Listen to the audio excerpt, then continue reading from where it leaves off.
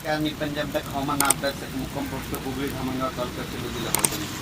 मी आहे मध्य प्रदेशमध्ये बुरहानपूर जवळ तापी नदीच्या या ठिकाणी आणि या ठिकाणून या तापी नदीवर आहे. तापी नदीच्या या ठिकाणून महाराष्ट्रातल्या सर्व शेतकऱ्याला अंदाज देत आहे.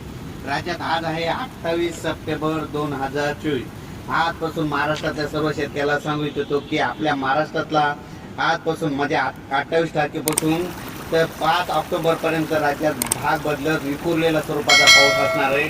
म्हणून हा अंदाज लक्षात घ्या.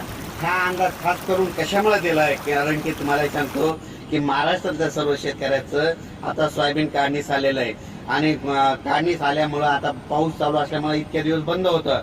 आता सर्व शेतकऱ्यांना सांगतो की आज 28 तारखेपासून ते 5 ऑक्टोबर पर्यंत भाग बदलत पाऊस पडणार आहे. त्याच्यामुळे तुम्ही तुमचं सोयाबीन काढण्याची तयारी ठेवा कारण की राज्यामध्ये जवळपास आता 5 तारखेपर्यंत विखुरलेल्या स्वरूपाचा पाऊस असेल.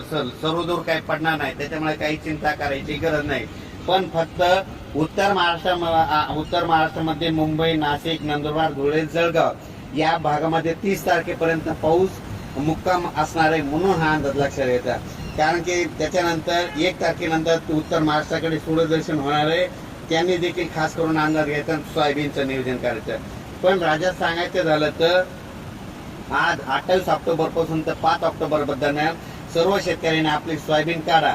आणि काढत असताना तुम्हाला एक माहिती असं म्हणून सांगतो कशी काढायची की आज समजा आज सोयाबीन काढायची, आजच्या दिवस तिला ऊन भेटेल, उद्या दुपारी 12-1 वाजेपर्यंत ऊन द्यायचं आणि 1च्या नंतर लगेच उचलायची, लगेच होळी लावून ठेवा. असं केल्याच्यानंतर तुमची सोयाबीनची वळी खराब होणार नाही आणि चांगलं सोयाबीन तुमचं निघाल. म्हणून हे अंदाज करायचा.